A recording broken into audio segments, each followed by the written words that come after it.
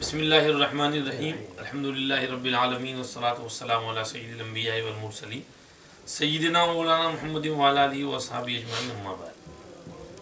आज 27 ज़िलहिज्जा है, तो ज़िलहिज्जा का महीना ख़त्म हो रहा है और 1434 वाला साल फिनिश हो रहा है। 1435 वाला साल 2 दिन बाद शुरू हो जाएगा। तो इस मुनासबत से 2-3 बातें अर्ज़ करनी हैं। एक तो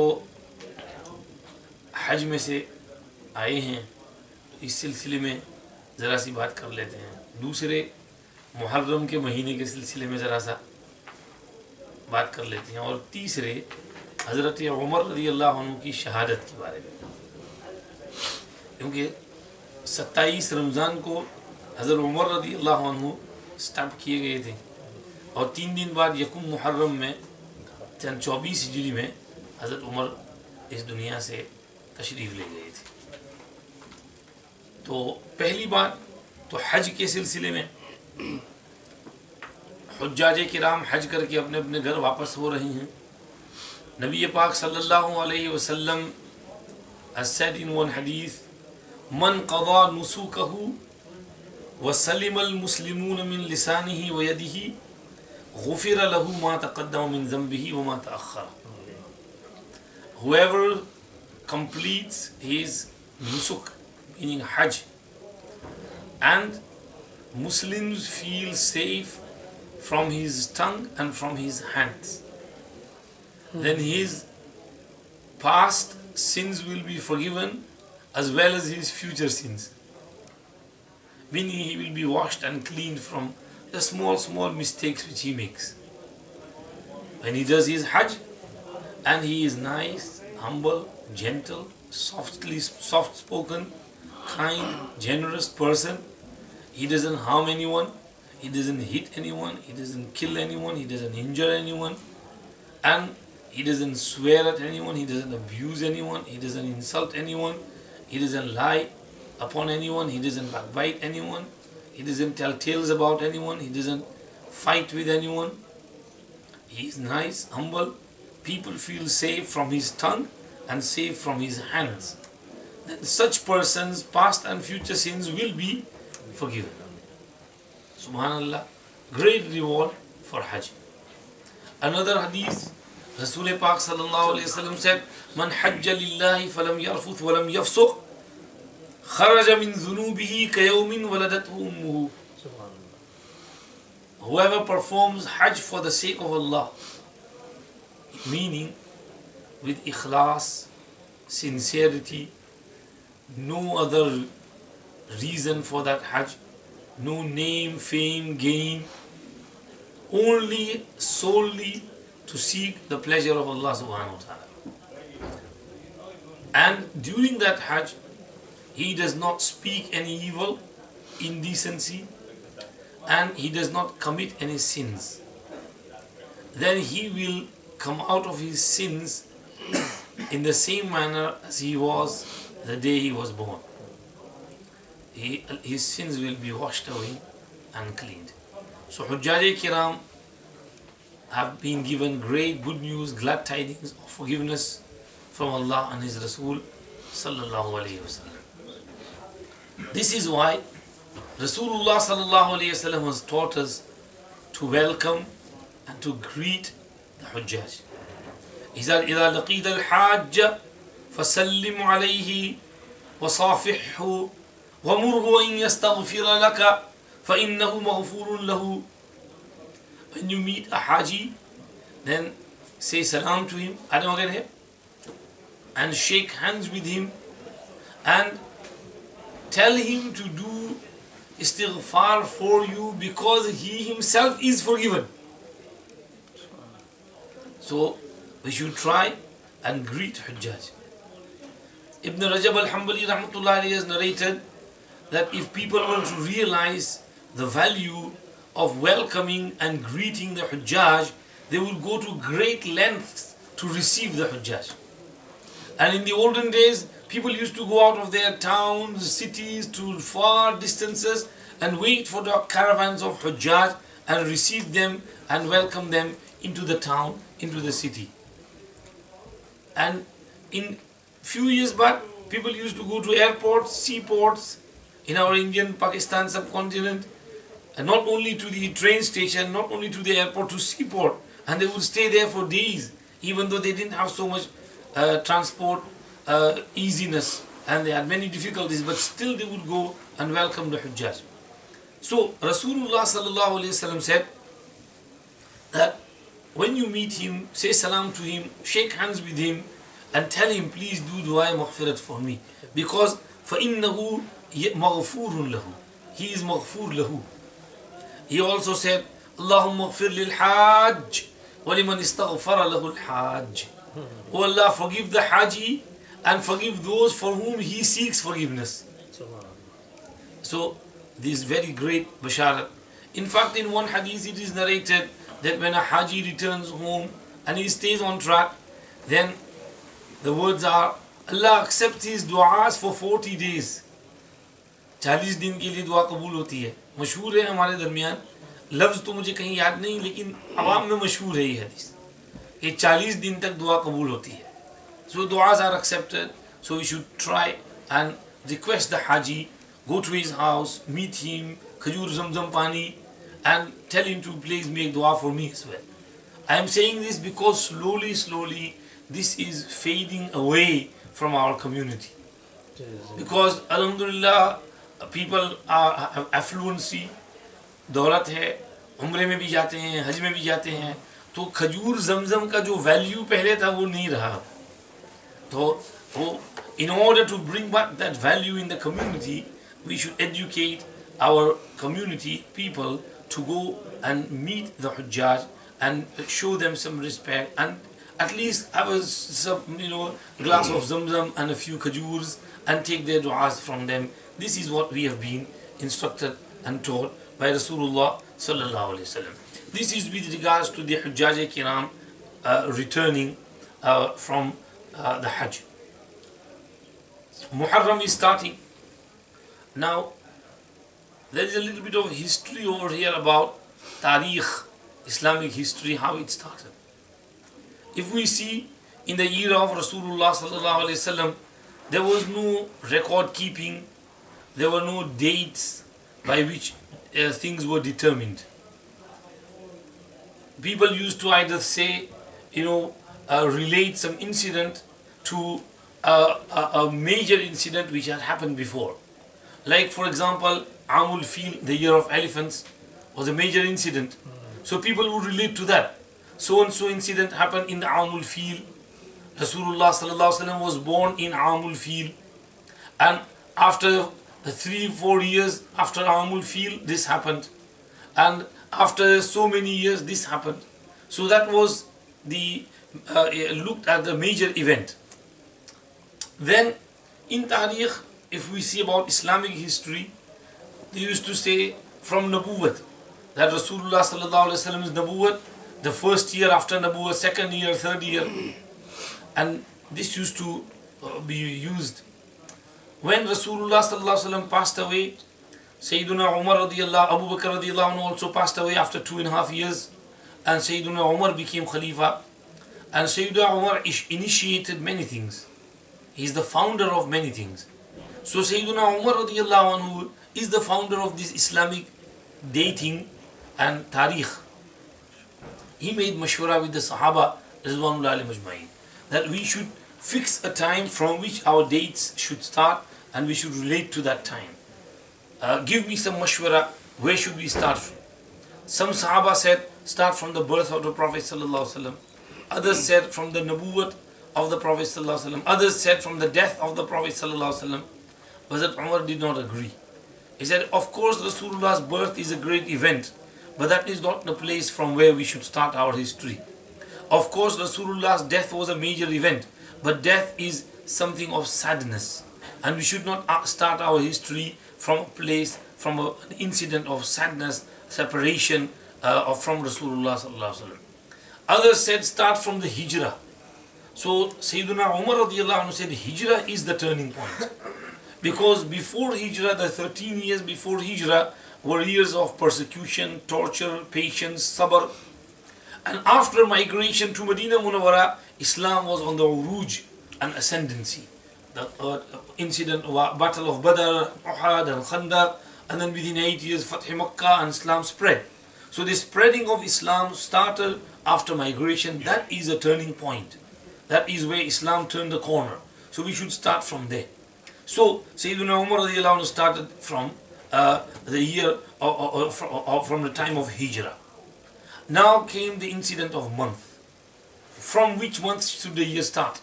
Some said from Ramadan, because Ramadan is the most blessed month. Others said from Rabiul Awwal, because Wiladat, Hijrat, birth of Rasulullah sallallahu alaihi wasallam, all three events are in Rabiul Awwal.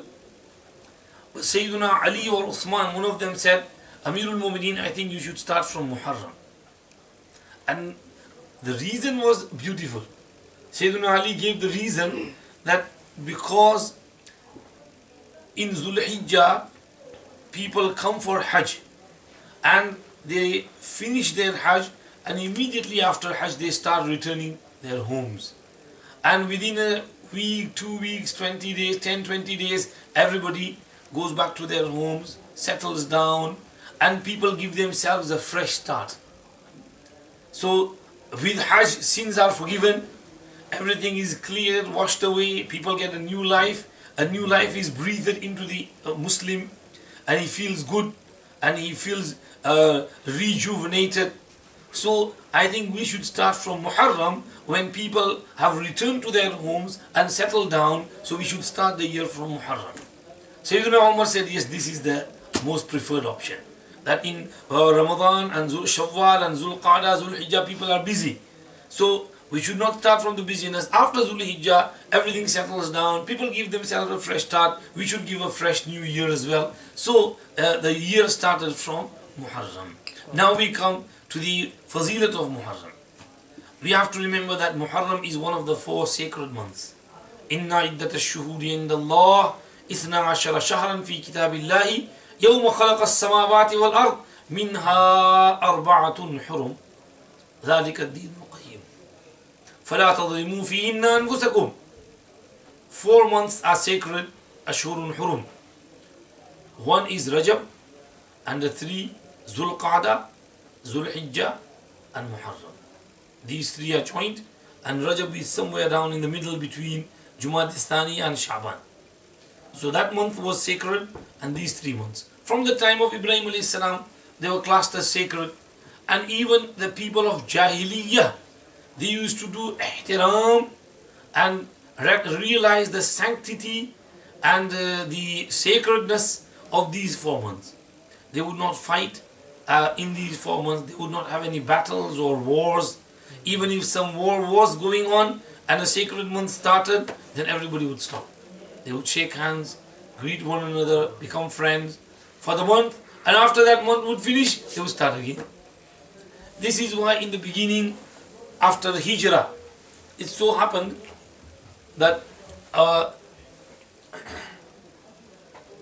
an army of mushrikeen was passing by Medina Munawwara.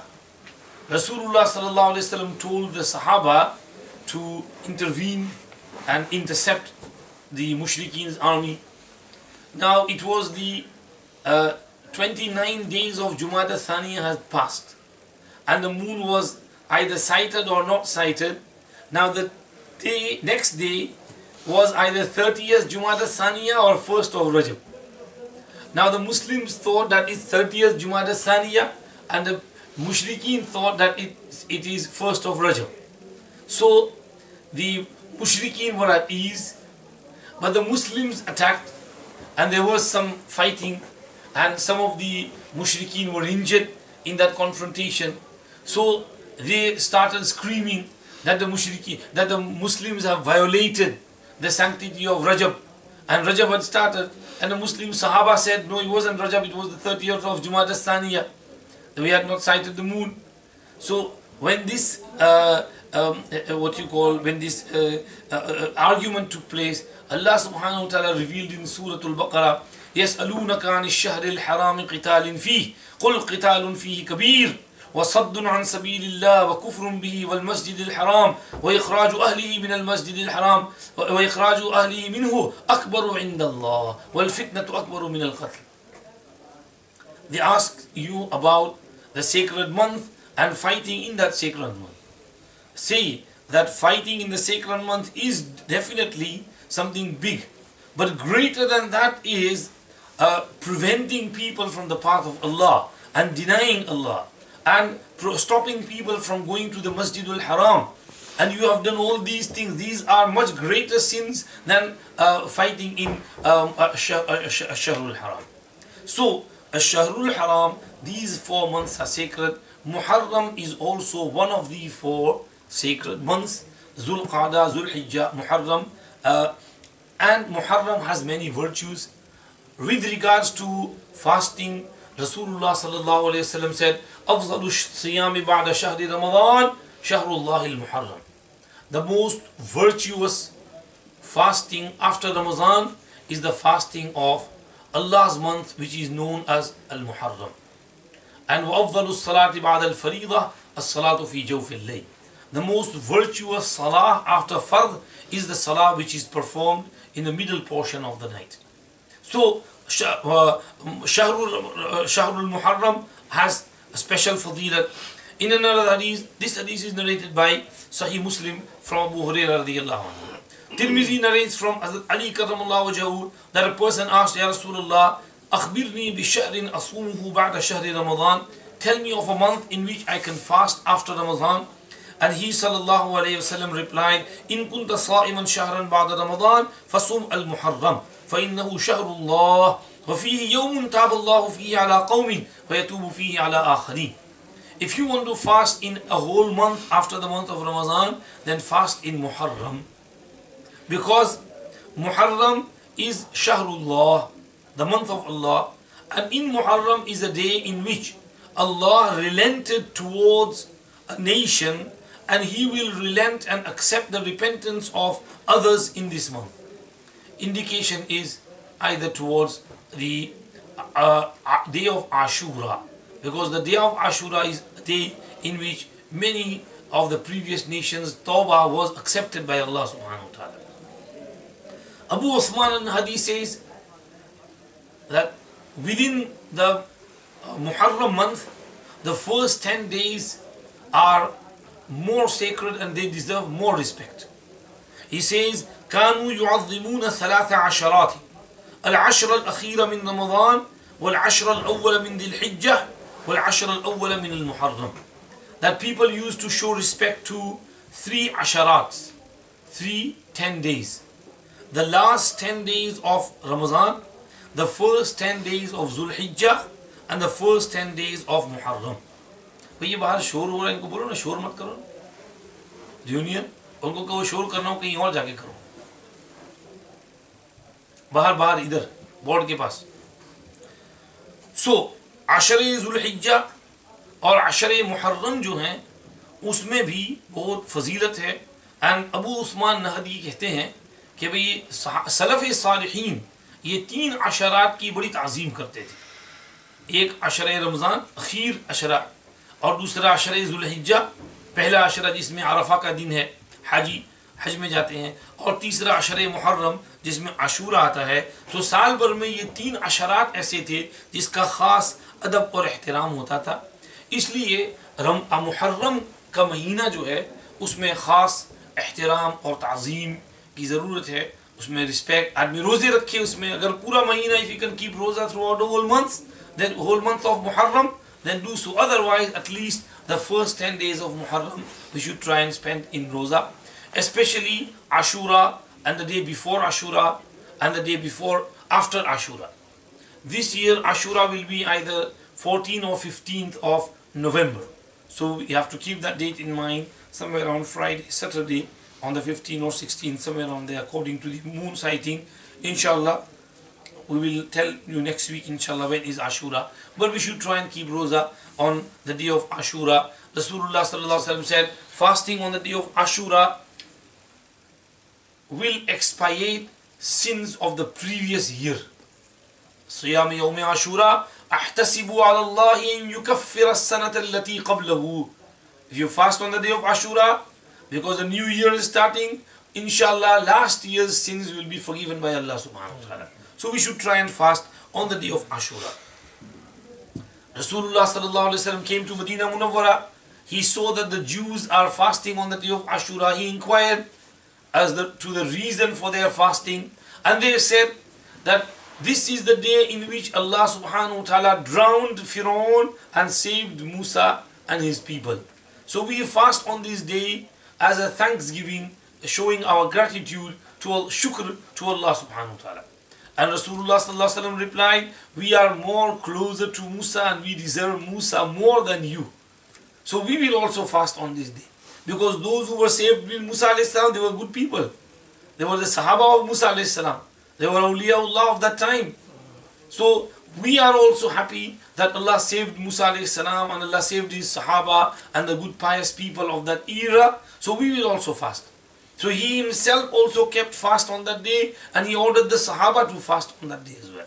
So this is a little bit with regards to the fadilat and virtue of the month of Muharram and fasting in the month of Muharram. And the third thing which I wanted to mention is shahadat, martyrdom. Dhul Hijjah is coming to a close. Today is the 27th of Dhul Hijjah. And on this day, Sayyiduna Umar ibn Khattab radiyallahu anhu was stabbed several times in his stomach by the Iranian, the Persian, Abu Lu'lu'a al-Majusi al-Khabith. He stabbed Sayyiduna Umar radiyallahu anhu and fatally, and Sayyiduna Umar passed away after 3 days. Also in this month, Sayyiduna Usman Ghani radiyallahu anhu was also martyred. He was martyred on the 24th of Dhul Hijjah. So Sayyiduna Usman on the 24th and Sayyiduna Umar on the 27th. So we have to remember both Sahaba Rizwanullahi alayhim ajma'in. With regards to Sayyiduna Umar radiyallahu anhu, Sayyiduna Umar radiyallahu anhu, there is a hadith in Sahih Bukhari that once Sayyiduna Umar radiyallahu anhu approached and Rasulullah sallallahu alaihi wasallam saw him wearing some nice clothes, and Rasulullah sallallahu alaihi wasallam asked him, "O Umar, are these clothes new or washed? Jadidun am ghasilun?" And he replied, "Bal ghasilun." They are washed clothes, Ya Rasulullah. And Rasulullah sallallahu alaihi wasallam said, "Ilbas jadidan wa ish sa'idan wa mut shahidan." That, O Umar, wear new clothes and live a life of fortune. Be a fortunate person. खुश नसीब. नए कपड़े पहनो, खुश नसीबी की जिंदगी गुजारो और शहीद की मौत मरो. Mahmud Shaheed hai. Once Rasulullah sallallahu alayhi wasallam was on the Mount Thabir, and some riwayat say Hira, and with him was Abu Bakr Siddiq, Umar Farooq, Usman Ghani radiyallahu anhu majma'in. And suddenly the mountain started rumbling, shaking. So the stone started falling down, and Rasulullah sallallahu alaihi wasallam stamped his foot on the mountain and he said, "Uskun sabir, fa innama alayka nabiyyun aw siddiqun aw shahidan."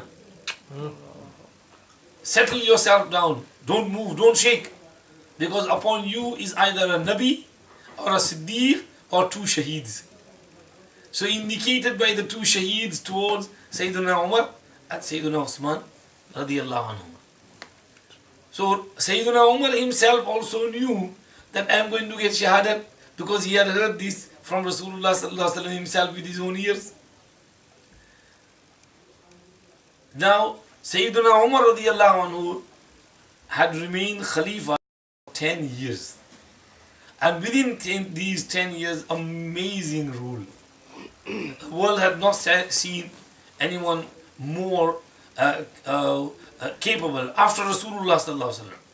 More capable and more just, more fair, and who spread the message far and wide in comparison to Sayyidina Umar radiyallahu anhu. In Sayyidina Abu Bakr Siddiq radiyallahu anhu's time, Islam spread to 200,000 square kilometers.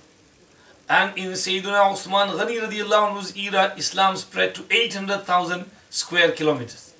And in Sayyidina Umar Farooq radiallahu anhu's 10-year era, Islam spread to 1.5 million square kilometers. So we can see the benefit of Sayyidina Umar radiallahu anhu's reign. So Sayyidina Umar radiallahu anhu, Amirul Mu'mineen, remained Khalifa for 10 years. When his time was coming to an end, he used to go for Hajj every year, so he went for Hajj that year as well. He was returning. Abdullah ibn Abbas radiallahu anhu says that on our return journey we were camping at one place and Sayyidina Umar started talking and he said, I saw a dream. I saw that one murgh, rooster, jumped on me and pecked in my stomach 3 times. And I feel that my death is close. So he took that somebody is going to stab me, and from that my death is going to come. Sayyidina Umar radiallahu anhu arrived at Medina Munawwara, and it so happened that the slave of Mughira ibn Shu'bah radiallahu anhu, by the name of Abu Lu'lu'a al-Majusi, Firoz was his name, Abu Lu'lu'a was his kunniyat, and he was a Magan Majusi from Persia. He was a non-Muslim, and Sayyidina Umar radiallahu anhu was against keeping non-Muslim slaves in Medina Munawwara. However, Sayyidina Abbas and others did not agree with Umar, and they kept many slaves. They used to think that some of them are very experts and skilled workers, and we need skilled workers in Medina Munawwara. And so Umar radiallahu anhu allowed them. Now, Abu Lu'lu'a Majusi had some disagreement with his master, Sayyidina Mughira ibn Shu'bah radiallahu anhu. So he complained to Sayyidina Umar that my master is being unfair and he is very harsh towards me. He tells me to earn 1 dinar daily and give him. So that is too much. Tell him to reduce this amount for me. Sayyidina Umar radiallahu anhu looked at him and saw that he's a strong, healthy young man. He looks very skilled. So Sayyidina Umar radiallahu anhu asked him that, okay, what are your skills? What is your expertise? What do you do? And he said, I do this and this. I am a craftsman and I am a blacksmith and I do some metal work as well and I do some woodwork as well and I make some chakkis as well, grinders as well. So Sayyidina Umar said, well then 1 dinar is not too much. You must be earning more than that. So 1 dinar is okay, it's not too much for you. So he got angry that Umar radiallahu anhu did not uphold his complaint. So he was turning away and going. So Sayyidina Umar called him. He said, okay, come here. And he said, the chakki, the grinder in my house has broken. Can you make a new grinder for me? I will pay you whatever your cost is. And he looked at him in anger and he said, yeah, I will make 1 grinder for you. मैं बनाऊंगा चक्की आपके लिए, लेकिन ऐसी चक्की बनाऊंगा कि सारी दुनिया में उसका चर्चा होगा. I will make such a grinder that the whole world will talk about it. And Sayyidina Umar radiallahu anhu was shocked. He was going away and he asked the Sahabi who was with him, do you know what he said? And he said, no. And Sayyidina Umar said, أوعدني الكلب. उस कुत्ते ने मुझे धमकी सुनाई है. He has threatened me that he's going to kill me. And Sayyidina Umar was very sharp. He was Sahibi Firasat. Rasul Pak sallallahu alayhi wa sallam said that قد كان فيما قبلكم من الأمم محدثون فإن يكن في أمتي أحد فعمر بن الخطاب. In the previous nations there were people with whom the angels used to speak. And if there is anyone like that in my ummah, then it's Umar ibn Khattab. So Umar's firasat and his durandeshi and his foresight was amazing. So Sayyidina Umar understood. The Sahabi said, why don't you put him in prison, Amirul Mu'minin? And Amirul Mu'minin said, he's not done anything yet.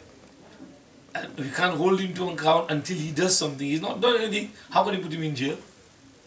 Leave him. Allahul Musta'an. Allah subhanahu wa ta'ala will take care of us. Now, Abu Lu'lu'a went home. He took a double-edged dagger and he dipped it into poison and kept it in that poison for some time so that the poison goes into that metal. And not only does he stab the person, but also the poison also penetrates into the body, into the bloodstream as well. This is what they used to do by dipping it into zahar and poison. So he did that, and then next day he came at night and hid behind the mimbar. Now, it was Rasulullah sallallahu alaihi wasallam's habit, and also Abu Bakr Umar's, that they would start Salatul Fajr relatively early. And Sayyiduna Umar radiallahu anhu would read lengthy surahs in Fajr. Sometimes he would read the whole Surah Yusuf in Fajr. So he would start, and people would wake up upon hearing his voice in the neighboring homes. They would get up, they would go perform istinja, they would do wuzu, they would pray their sunnah, and they would catch Umar in the first rakah. So Sayyiduna Umar radiallahu anhu would start a little bit early. He would wake people up on his way. He woke people up, and he came and he started his Fajr Salah. He said Allahu Akbar. The rows were formed, sufuf. They also said Allahu Akbar. And he started the qiraat, and suddenly the Majusi came out and he stabbed Sayyiduna Umar in the stomach 3 times, and Sayyiduna Umar radiallahu anhu fell to the ground. Because it's dark, he couldn't see anything, and he could not get hold of the person. So those who were very close to Sayyiduna Umar, they also rushed, because they realized that something is wrong, and they tried to get hold of him, and he stabbed them as well. 1, 2, 3, 4, 5, 6, 7. He stabbed 7 Sahabas. So one of the Sahaba thought that he's going to kill everyone like this. So he had a shawl, so he put that shawl over him, and he grabbed him inside, trapped him inside. So he committed suicide. And Abu Lulu died there and then. Among the Sahaba was Abdul Rahman ibn Awf radiallahu anhu. So he moved forward and he quickly completed the Salah. Now realize there are many injured people there, but Sahaba are so focused on the importance of the Salah that he quickly read small surah, La yaqul ya ayyuhal kafirun qul huwallahu did salam. People at the back don't know what's going on. They're only missing the voice of Umar, but they don't know what's going on in the first saf. Finished the Salah, and suddenly the alarm was raised. And Sayyidina Umar radiallahu anhu couldn't move, so he was carried home. And when Ishraq time and light spread and news spread as well, people were crying. And Sayyidina Umar radiallahu anhu inquired, who stabbed me? And they said, Abu Luluwa Majusi, the slave of Mughira ibn Shu'bah.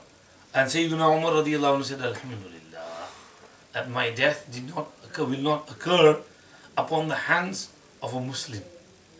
Because if he was a Muslim, then on the day of Qiyamah, at least I would have had to confront him. Maybe he's a kafir, so inshallah Allah will not hold me to account against him on the day of Qiyamah. Then Sayyidina Umar radiallahu anhu is injured, is weak, and a doctor is called. Doctor checks him out. He can't understand what type of injury there is. So he calls for some drink, nabiz, made from dates. Sayyidina Umar is made to drink it, and the nabiz comes out. And he doesn't understand. So he calls for some milk. Sayyidina Umar drinks milk, and the milk also comes out, white milk from the intestines. And the doctor said, Amirul Mu'mineen, you can make your will. Wasiyat kar lijiye aap. You won't survive. Because intestines फट गए हैं, दूध बाहर निकल गया है, खाना अंदर रहता नहीं है, तो आप अब जिंदा नहीं रह सकते. Sayyidina Umar radiallahu anhu knew that it's time to go now. So Sayyidina Umar radiallahu anhu made the arrangements. Now Sayyidina Umar was a very organized person. In his halat it is said, لِكُلِّ أَمْرٍ عِنْدَهُ عِتَادٍ. For every affair, matter, he would be prepared, well organized. And over here we can realize his organization as well. Sayyidina Umar radiallahu anhu said that I'm going to go now. Now, after I die, I want Suhaib Rumi to be Amirul Mu'mineen for 3 days. And I'm not going to appoint my Khalifa and successor. I'm going to leave it to the Muslim Ummah to decide whom they want to choose for their Khilafah. People said you should appoint someone. Sayyidina Umar said no. I don't want to take Khilafat during my life as well and after my death as well. He said, if I appoint someone, then I have before me someone who did appoint, meaning Abu Bakr, because he appointed Umar. And if I don't appoint, then I have someone who did not appoint, meaning Rasulullah sallallahu alaihi wasallam. So I will not appoint, I will leave it to Allah subhanahu wa ta'ala and the Muslim Ummah. They can choose for themselves. He said, I will leave Khilafah as mashwara and shura between 6 Sahaba, from whom Rasulullah sallallahu alaihi wasallam was happy, razi, well pleased when he passed away. They are from the Ashara Mubashara. And he mentioned the names: Sa'd ibn Abi Waqqas, Sa'id ibn Zayd, and Uthman ibn Affan, Ali al-Murtaza, Talha ibn Ubaidillah, Zubayr ibn Awam. And he said, Abdul Rahman ibn Auf. He said, if Abu Ubaidah ibn al-Jarrah was alive, then I would have made him Khalifa. But he is not here now. I don't want to appoint anybody else. So he said, you can make mashwara and appoint whomsoever you like. My son Abdullah should not be given any portion in Khilafah. And he can, if there is a tie, then Abdullah can put his weight on one side, but he has no say in the matter of Khilafah. Because there were 6, so if there were 3, then Abdullah can put weight on one side, otherwise they can choose whom they want. And then Sayyidina Umar radiallahu anhu gave some instructions. Whoever becomes Khalifa after me, then I instruct him to take good care of Ansar, because Ansar have fulfilled their duties and their rights still remain. So we have to fulfill their rights. Rasulullah said we have to take good care of the Ansar of Medina. They gave their lives and they gave their full support for Deen al-Islam, and they are owed their rights. Take good care of them. And he said, I also instruct him to be kind to the Zimmis, Ahle Kitab, to the non-Muslims who stay within our Muslim lands. They stay under our protection. They pay their jizya for the protection of their wealth, property, their lives. So take care of them, protect them. Do not burden them with something which is more than their capability. Take good care of them. And he gave these types of some instructions. And meanwhile, some incidents happened during these 3 days. Sayyiduna Suhaib Rumi radiallahu anhu used to lead the salah. Sayyiduna Umar used to pray salah with the ishara in whatever manner at his home. People used to come and visit, and everybody in Medina was in tears, because Sayyiduna Umar's musibat was sudden, and Sayyiduna Abu Bakr Siddiq stayed ill for a few days, so people did not feel the death of Abu Bakr so much. But Sayyiduna Umar was stabbed, and after Hajj, and it was a shock to the whole community. Sayyidatuna Aisha radiallahu anha, Ummul Mumineen herself, was also crying her eyes out. Hazrat Hafsa, the daughter of Hazrat Umar radiallahu anhu, came to meet her father, and people made way for her, and she sat with her father and she started crying. And Sayyidina Umar said, Betty, don't cry. Do you not know that Rasulullah sallallahu alaihi wasallam said, a deceased person is facing punishment because of the crying and screaming of the people at home. That when people lament and cry and scream in homes, then because of their lamenting and noha and matam, that mayyit is being punished in the grave. Meaning, when he had the ability to stop his family and he did not educate them, he did not stop them, and he also approved of it, and he passed away in that state, then he is in azab in the qabr because of his laziness or lack of education, of not fulfilling his responsibility. This is the meaning of the hadith. So Sayyidina Umar told his daughter, Oh Hafsa, don't cry. Do you not know when you cry loudly? If you cry without screaming and just tears flowing down, that's okay. That's all right, because that's beyond control. But the tongue is under control. If you scream and you say words which you shouldn't be saying, then this is lamenting, this is noha, and this is matam, and this was a practice of jahiliyyah, ignorance. And people used to call in special, qualified lamenters and these mourners who would mourn and scream and mention the qualities and attributes of the dead person. And this is not allowed, this is haram in Islam.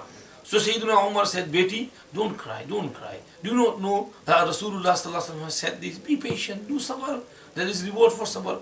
And Sayyidina Hafsa radiallahu anha was also patient, alhamdulillah. She was the daughter of Sayyidina Umar radiallahu anhu. Meanwhile, things kept happening. When people were, Sayyidina Umar was on his deathbed, people were coming, going. This young man came and he praised Umar radiallahu anhu. And I said, Umar, subhanallah, you are such a nice person. You embraced Islam and you supported Rasulullah sallallahu alayhi wasallam. Rasulullah sallallahu alayhi wasallam passed away and he was really happy and pleased with you. After that, you supported Abu Bakr Siddiq. Then you became Khalifa and you spread Islam throughout the globe. You got so many virtuous deeds with you, and you are going with them to Allah subhanahu wa ta'ala. And Sayyidina Umar started crying. And he said, Yabna akhi, wadittu anna dhalika kafafan la alayya wa la liya. Dear son, I would just wish that, I would just get away from it all. I don't get any sawab and I am not held to any account. Because, I have been a responsible person for so long time. Maybe I might have made some mistakes which I don't know. So, I don't know. If Allah just lets me off, then that is enough for me. This was the khawf and the fear and the khashiyat of Sayyidina Umar radiallahu anhu. Now, this person, this young man, while he was going away, Sayyidina Umar looked at him and he called him back. He said, young man, come here. Your garment is going below your ankles. Raise it. Pull it up. يَابْنَ أَخِي ارْفَعْ ثَوْبَكَ فَإِنَّهُ أَنْقَى لِثَوْبِكَ وَأَتْقَى لِرَبِّكَ. Because if you lift it up, then there is more taqwa in there and it will keep your cloth clean as well. Now we understand that Sayyidina Umar is dying, and even at that time he doesn't let go of Amr bil Maruf and Nahi Anil Munkar. Then when he sees something wrong, he rectifies it. He's got that chance to say it, so he's saying it because it's virtuous to tell someone if he's wrong and correct his mistake. So Sayyidina Umar said, lift your garment up, raise it up, don't lower it below your ankle, because it will keep your cloth clean as well and it will bring you taqwa in your heart as well. And the young man left. Sayyidina Umar radiallahu anhu called upon his son Abdullah and he said, Abdullah, it is my ardent wish that I be buried alongside Rasulullah sallallahu alaihi wasallam and Abu Bakr Siddiq, my close friend. Go and ask Aisha that don't say Amirul Mumineen, because I am no longer Amirul Mumineen, I am dying now. Say Umar ibn Khattab is asking for permission to be buried with his two friends. Would you be okay with that? And if she says no, then no harm. I will be buried in Baqi along with others. But if she permits, then I would wish to be buried there. So Abdullah ibn Umar radiallahu anhu went and he saw Umm-ul-Mu'minin was crying. Our Madinah was crying. And Umm-ul-Mu'minin Aisha radiallahu anha, in that crying sorrow state, she said, of course, I will give permission to Umar radiallahu anhu buried here. I had a wish that I myself be buried here with my father and with my husband. But today, I will give preference to Umar over myself, and I myself will be buried with my friends, with my other Sahelis in Baqiul Gharqad with other Ummahatul Mu'mineen, and I will give permission to Umar to be buried here. So Abdullah came, and Hazrat Umar was anxious, waiting, anticipating. So when he came, he asked, what did she say? And Abdullah replied, Amirul Mu'mineen khair. She agreed and said, Alhamdulillah, ma kana shay'un ahamma indi min dhalik al-mawja'. There was nothing more worrying to me and more on my mind than that place over there alongside Rasulullah and Abu Bakr. This is the biggest fikr I had with regards to myself, that I be allowed to bury over there. Now this shows that we should try and stay close to Allah, His Rasul, and the good people, good friends of Allah subhanahu wa ta'ala. And when I, remembered this quote of Umar radiallahu anhu, Allah put that in my mind in Medina Munawwara. And I thought to myself, subhanallah, Hazrat Umar was so, worried, and he had so much fikr about being buried alongside Rasulullah sallallahu alaihi wasallam. Today we go for Hajj, we stay there for 8 days, and we can't even find the time to go and sit close to the Rawza of Rasul sallallahu alaihi wasallam. We just pray namaz at a distance and run off to our hotel, to our own mashghalas and busyness and duties.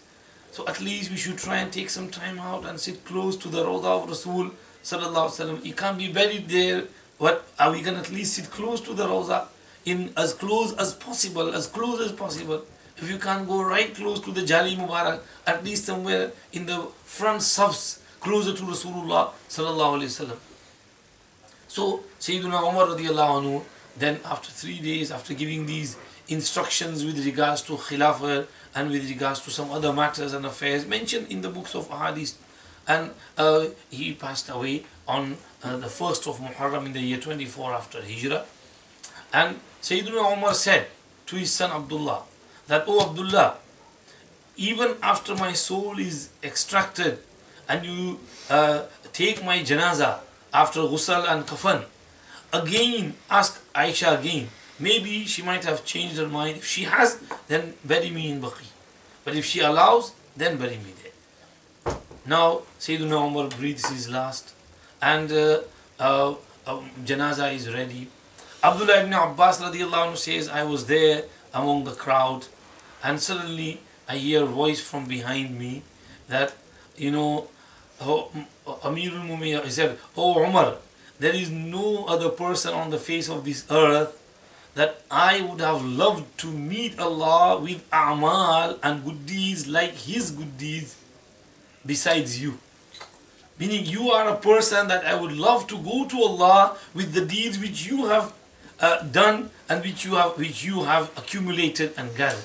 You are the only person with whom I envy your a'mal, your works, your deeds. And he said, "Oh Umar, you are a fortunate person. I knew that you would be buried alongside Rasulullah sallallahu alaihi wasallam and Abu Bakr, because I can still hear the voice of Rasulullah sallallahu alaihi wasallam when he would say, 'Kharajtu ana wa Abu Bakr wa Umar, dakhaltu ana wa Abu Bakr wa Umar, zahabtu ana wa Abu Bakr wa Umar.' I and Abu Bakr and Umar entered. I and Abu Bakr and Umar exited. I and Abu Bakr and Umar went at so and so place." So I knew that closeness and Rasulullah's love for both of you, and I knew that you will be buried alongside one another, and you have been given that permission by Aisha, and you are now being buried over there. Abdullah ibn Abbas says, "I heard these remarks, I looked back, and that person was Sayyiduna Ali ibn Abi Talib. Karramallahu wajhahu." This shows Sayyiduna Ali's love for Sayyiduna Umar ibn Khattab radiallahu anhu. Sayyiduna Ali's respect for Sayyiduna Umar ibn Khattab radiallahu anhu. And waqi, Sayyiduna Umar was Umar. What Sayyiduna Ali said about Abu Bakr and Umar, it was right. Sahaba said that when Rasulullah sallallahu alaihi wasallam would enter masjid, then he would look ahead and there would be Abu Bakr and Umar, and they would smile at Rasulullah and he would smile at them. And nobody would stand up before them, and the people would stand up after them and perform the rows and safs behind Rasulullah sallallahu alaihi wasallam. And many ahadith you will find that once Rasulullah sallallahu alaihi wasallam came out of his home, and he saw Abu Bakr coming out of his home, and then he saw Umar coming out of his home, and he asked them, "What made you come out at this time when people are resting, Qailula time?" And they said, "Ya Rasulullah, hunger." And Rasulullah said, "I have also come out because of that, because I am feeling really hungry as well. Come on, let's go to Abu Haytham's house." And they go to Abu Haytham's house, and he does their da'wat, and they all three of them eat together. Many incidents like this. Once Rasulullah sallallahu alaihi wasallam went into a bagh, orchard, and there was a well, and the well had a wall surrounding it. So Rasulullah sallallahu alaihi wasallam sat on the wall, and he lowered his feet inside the well to get some coolness, because the well is cool. Abu Bakr Siddiq came, and he sat on his right. Sayyidina Umar came, he sat on his left. Sayyidina Usman came, there was no space to sit, so he went at the front on the other side and he sat there. And they also lowered their feet inside the well. And they were sitting, having conversation, talking. Sayyid ibn Musayyib says that when this hadith was related to me, I took the interpretation that this is their graves. Because Rasulullah and Abu Bakr and Umar are buried together and Usman is at a distance. So their closeness was amazing, and Rasulullah sallallahu alaihi wasallam had great love for Sayyidina Abu Bakr, Sayyidina Umar radiyallahu anhu, which is which comes out from these hadiths which we have just narrated. And this is why Rasulullah sallallahu alaihi wasallam said in one hadith, "Inni la adri ma baqai fikum, faqtadu billadhaini min ba'di min ashabi Abi Bakr wa Umar." I don't know how much more I'm going to live among you, so follow these two from among my Sahaba after me, Abu Bakr and Umar. And Rasulullah said, he didn't say follow Quran and Hadith, he said follow Abu Bakr and Umar. So we have been instructed that after Rasulullah sallallahu alaihi wasallam we have to follow the sunnah of Abu Bakr and sunnah of Umar ibn Khattab radiyallahu anhu. He said in another hadith, إِنَّهُ مَنْ يَعِشْ مِنْكُمْ بَعْدِي فَسَيَرَى اخْتِلَافًا كَثِيرًا. Whosoever from among you survives, lives after me, then he will see a lot of disputes and ikhtilafs and different versions of things. فَسَيَرَى اخْتِلَافًا كَثِيرًا فَعَلَيْكُمْ بِسُنَّتِي وَسُنَّةِ الْخُلَفَاءِ الرَّاشِدِينَ الْمَهْدِيِّينَ عَضُّوا عَلَيْهَا بِالنَّوَاجِزِ. Hold on to my sunnah. Now he didn't stop at my sunnah. He said, and the sunnah of my successors who are rightly guided and who are Rashideen upon the straight path, Mahdiyin. Hold on to them with your molar teeth. Don't let go of them. So hold on to my sunnah and their sunnah. Sunnah of Abu Bakr, sunnah of Umar, sunnah of Usman, sunnah of Ali. They are all Khulafai Rashideen. We have to hold on to this sunnah. These days some people claim that who is Umar, who is Usman? We don't know Umar, we're not going to pray 20 rakat tarawih, we will only pray 8. We're not going to do the second azan because it's Usman's bidat, na'uz billah. So Usman initiated it in the time of Prophet, there was only one azan, so we're only going to do one azan. These are stupid idiots.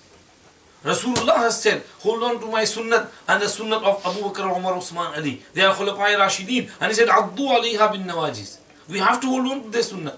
If you ignore the Sahaba, where you going to get the Quran from? Who collected the Quran in the format in which it is in at the moment? Abu Bakr Umar. Who put it in the form of these surahs which you see today? Osman Ghani radiyallahu anhu. So if you're going to ignore them, where are you going to get your Quran from? Go. Rasulullah sallallahu alaihi wasallam's time the Quran was not compiled in the book format in which it is in at the moment. So you don't have it, you won't even have any Quran from the time of Rasulullah sallallahu alaihi wasallam. So these types of claims are absurd.